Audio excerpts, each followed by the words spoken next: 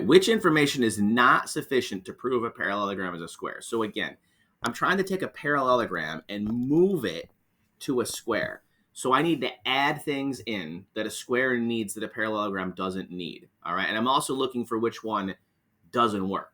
All right, so let's go down through and talk slowly here with these. The diagonals are both congruent and perpendicular.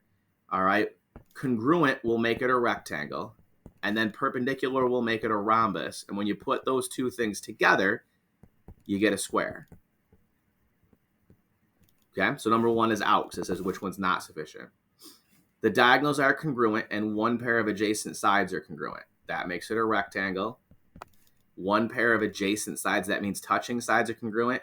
If you have a pair of adjacent sides that are congruent, all four have to be congruent. That makes it a rhombus again. So that's going to equal square. The diagonals are perpendicular and one pair of adjacent sides are congruent. Okay, this is a rhombus. And this is also a rhombus.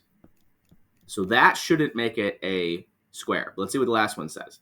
Diagonals are perpendicular. That's a rhombus. One pair of adjacent sides are perpendicular. That means I'm going to have a 90-degree angle in the corner, which is going to make it a rectangle.